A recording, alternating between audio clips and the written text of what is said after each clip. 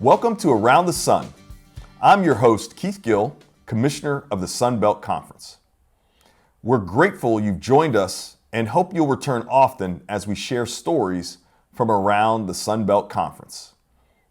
In conjunction with the 50th anniversary of Title IX, we're recognizing some of the pioneers and trailblazers of women's athletics from our Sun Belt Conference institution.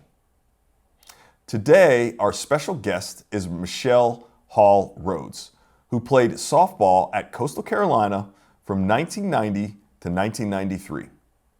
Michelle is one of the most accomplished athletes in Coastal Carolina history. She earned 104 career pitching victories and still ranks among the top 20 in NCAA history in several categories. Michelle was the two-time Big South Conference Player of the Year. Michelle is now a paralegal for a patent firm and owns a moving company with her husband. Michelle is a member of Coastal Carolina's Sasser Hall of Fame and the Big South Hall of Fame. Michelle, welcome to the podcast. Thank you so much for joining us today. Thank you for having me. This is exciting. We are so excited to have you as we are, celebrating the 50th anniversary of Title IX. And you grew up in Vienna, Virginia, which was a hotbed of women's softball in the 1980s.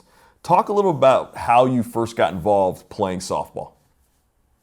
Well, you basically just said it. It was and still is a hotbed for softball. Most girls were playing soccer and transitioning over into softball. And I was playing both at the time up until I was in high school. And I just loved it. My freshman year in high school, my high school coach, I guess she saw that I had potential to do more than what I was doing, and pretty much told me, she didn't make me make the choice, but she said, you really should focus more time on softball. I've never seen you on the soccer field, but I think you're going to do things with softball. So it just kind of blossomed from there. Yeah, it's always so nice when people kind of see things in us that we don't even see in ourselves and help guide us into a direction that has this incredible impact on your life going forward, which was don't play soccer, play softball, and look where it has taken you. Yeah. Oh my God. Yeah, I can't even imagine my life without softball. It's as crazy as that sounds now in my adult life. There are so many things that I would not have ever experienced if it weren't for softball. I don't think I would have graduated from college, let's be real. Oh, wow. Okay. And talk a little bit about that. Talk about how the influence of softball kind of either kept you focused or got you focused or forced you to do the academic piece. Talk about kind of how softball kind of got you through. It was kind of like having Big Brother watching over you. I mean, I wanted to be able to play because that was my everything at that point in my life. And in order to play, I had to have the grades. I wasn't the most academically driven at that time. There were a lot of other things I would have rather been doing than schoolwork. But it really did keep my focus, keep my drive. And then there were also tools that were given to me as an athlete. I probably would have had also, but they just were right at my disposal if I needed them, tutors and upperclassmen on the team that could help me with things. And, Yeah, that's great. Assistance. And what about Coastal? So how did you get to Coastal? What was it about, that campus, that program that drew you to decide to go to school there and play softball? Oh my God, it was so long ago. So I knew I wanted to play softball in college. I had gone and visited a bunch of the Virginia schools, UNC, Chapel Hill, just a bunch of the big softball schools, if you will. And there was an assistant coach on my high school team whose daughter played at Coastal. And this would probably never happen in today's day and age, but Coach Riley took myself and one of my teammates on a visit. But we were just visiting his daughter. Okay. But anyway, it was, an unofficial visit, I think. again, I don't even remember, and hopefully I don't get anybody in trouble, but we went to visit, and I immediately fell in love, first of all, with Coach Danley. He was like, the father figure that I needed at that point in my life if I was going to go that far away from home. And my grandparents lived about 45 minutes away from campus. Okay. So that was another little, help. The weather, the everything about Coastal, I immediately fell in love with. Like I said, I visited a bunch of other schools, um, schools up north that I just didn't really want to play softball in the cold. Pitching isn't fun when you're wearing layers. So I mean, there were so many different things that I just knew immediately that that was where I was going to call home for the next 4.5 years. I know, and I'm sure the beach didn't hurt. Oh my God, it was like a big bonus. Yeah, it was fabulous. And so now think about your time at Coastal, because the softball program grew leaps and bounds in terms of success. And so while you were there, you're winning conference championships. You played in the softball NIT in 1992. What was it like at that time to be a part of growing something into kind of a power? And as you look back on it, how did that experience kind of, impact you as you were a part of that program, going from, having, maybe a little more modest success than before you got there to the success where you're winning championships regularly? So when I first got there, there were several girls on the team that weren't part of Coach Danley's recruiting class. Okay. Not that that had anything to do with the talent, but it was kind of like we were all growing. You know, I was 17 when I went away to college, and it was like, this was so many things were just crazy. Even little things like in high school, you pitched from 40 feet, and then when you went to college, it was 43 feet, and all these adjustments that we were having to make. But in the beginning, I felt like we were the underdog, and I don't want to say we were the bad news bears, but we were wearing like, awful uniforms. And I don't know, Coach did the best with what we had. I mean, he made a lot out of not much. And I kind of felt like for me personally, he put all of his, I don't want to say he put all of his eggs in one basket, but he put a lot of his eggs in one basket when he offered me to come to Coastal. And so personally, I just felt like I had a lot to prove. And as we kept winning and doing what we were supposed to do, it was just an amazing feeling. I mean, it like, I don't think at the time we realized what we were doing for the program, but now looking back, I see it. Because, in the beginning, it was just a bunch of little South Carolina girls that were going to Coastal, which was a couple hours away. And in the state of South Carolina, they were still playing slow pitch. So Coach Stanley would recruit slow pitch players and convert them, into a fast pitch. I mean, I remember some of the girls batting, and they had never seen anything like it. Like one of our girls that came the following year, who came in as a catcher, she's awesome. She's in all the Hall of Fames too. Sherry Johnson. She's on the alumni board or whatever it's called. Sorry, I gotta turn this off. For Coastal Carolina, she's very involved. She's from Ainer, South Carolina, and we were in the bullpen. And Coach Stanley wanted her to be a catcher because she had played slow pitch. He thought that would be the easiest, transition, I guess. I threw one pitch, and she had the thickest accent, and she still does. I just love her to death. And she's like, throws her glove off, and she's like, Coach, I just can't do it. It's too fast. And but like he saw players as, you know what I mean? She was amazing. Like when she first came, we were all like, oh my God, what have you done? Like, why would you do this? And she ended up being one of the best players that Coastal's ever had. So we all grew the program together. Like, and it was Coach Danley's vision. I mean, I don't think we realized it, but he was pretty amazing. Still is amazing. Yeah, well, 600 wins. So obviously, Yeah, I mean, he knew what he was doing, yeah, and and he saw something in you because you have, you're all over the NCAA record books. 137 complete games, 104 wins. If you think about that, because I'm thinking about the story that you're telling about the catcher, and so what was it about him that she's like, oh, that's too hot, my hand hurts, but she ended up becoming a great catcher, and learning how to hit and those kind of things. And obviously, you with your success, what was it about Coach Danley that was able to kind of get you to see things that just become better than and do things that you just never thought you could do? God, I don't know. That's a great question. I did have a fantastic high school and summer league coach that kind of paved the way. And then he just kind of, I think, just finished the I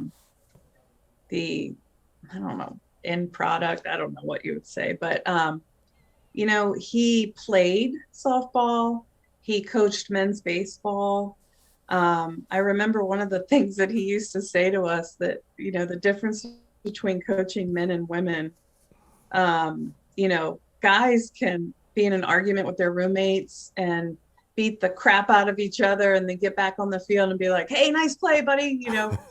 Girls, it's like, so and so ate so and so's yogurt and that was so and so's roommate. And they're all, whose side are you on? And coach used to say, I wish you were boys for just 24 hours. You could go back behind the shed and beat the crap out of each other and move on. He just had so many different views on each player as an individual. Like I said, he was like a father figure for us. We could tell him anything. If we were having any, he would always have our back. And I think that made us want to play for him. I Right. mean, we were playing for ourselves and for our team. And he just had so much pride in our program that in turn made us have the same.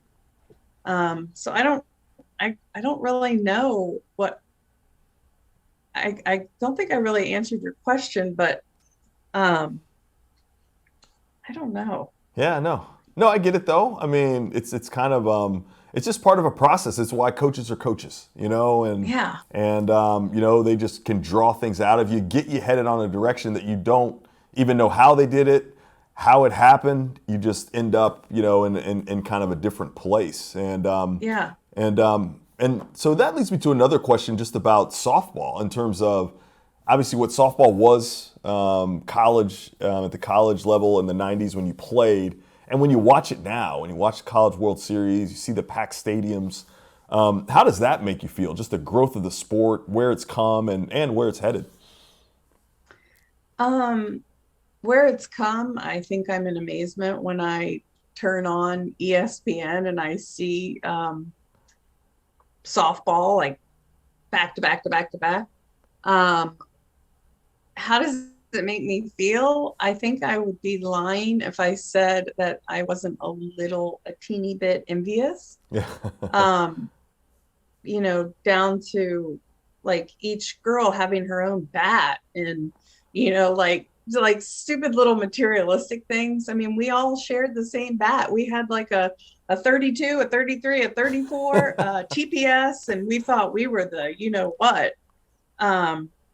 We had, I think the only thing that we were all like given that were like ours personally was somehow Coach Danley got a contract for cleats.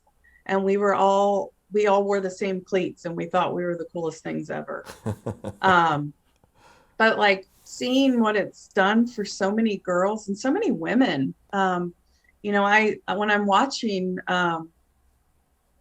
college games and I hear Lisa Fernandez, Michelle Smith, I played against those women when I was, they're my age. So in my summer league, I played against them. And then when I continued on and played women's after college, I played against them then. So it's neat. Dot Richardson, she has like Lisa Fernandez and Dot Richardson, they have bats and gloves, and I played them. I mean, that it's just crazy. I'm sorry. Um, but I don't know. I'm happy for female athletes. I have two boys, so it's a little bit different for them, I think. It's probably weird having their mom be a former athlete, but I'm happy for them. Again, a teeny tiny bit envious, but I think it's fantastic. I think it's great. Yeah, and that's a good segue into Title IX as well. When you think about, that's why we're here celebrating the 50th anniversary of Title IX. Obviously, the landmark law that really opened up a lot of opportunities for, girls and women to participate in sports. Just talk about just kind of the progress that has been made and how important, Title IX has been on your life, but just girls and women's generally, and really the whole society. I mean, I think this is good for all of us, whether you're male or female, that that we're trying to create opportunities for everyone with a level of equality.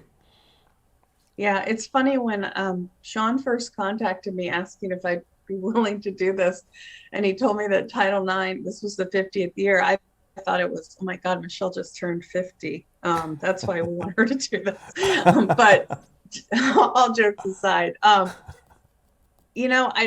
again, when I was a child, I don't think I really thought anything about it. Coach Danley never made us felt like, the only time I personally felt a little tiny bit affected by the whole Title IX thing is during my playing years. We didn't have the funds that the boys had. Yeah. But Coach Danley did amazing things with what we did have. For me personally, it was a little bit of added pressure because I think, I could be wrong, but I think I was the only full scholarship, and the rest of the girls, it was kind of divvied out. Like, he had to be so creative with, what, you want to study marine biology? Oh, that's great. We can get you a full or in-state tuition because Maryland doesn't, he was so crafty. And I'm sure they're still crafty, but like, I felt like he had to use whatever tool he could. And now it's opened so many doors for female athletes to do amazing things, not only for themselves, but for their schools and for the programs, and, giving back to other young girls who, idolize college age female athletes. The only time in my personal life that I've been a little unsure about the whole Title IX thing is, again, having two boys. My youngest plays lacrosse in college, and he wanted to go to Coastal, and they don't have lacrosse. Oh. They have club, and you know what I mean? So like, there's the cutting this program because of this and this and that. And but again, I don't know all of the ins and outs of Title IX, like how they come about those decisions. But as a female and a female athlete, and somebody who, still promotes softball, it's done amazing things. And I had no idea it was 50 years old. That's the craziest part of all of it. I know. So as I age, Title IX will age. I know, exactly. And we still have a lot of work to do, but we certainly have made progress, and you are certainly a shining example of that. And we really appreciate you sharing your story with us and taking a few minutes to visit. You've made such an important impact on Coastal Carolina, and we really are excited to have you on this broadcast. So thanks to all our listeners for joining the broadcast. We'll hope you continue to listen to our special Title IX series and tell others to check out our Sunbelt our podcast as well. So Michelle, thanks so much, and we really appreciate you being a part of this.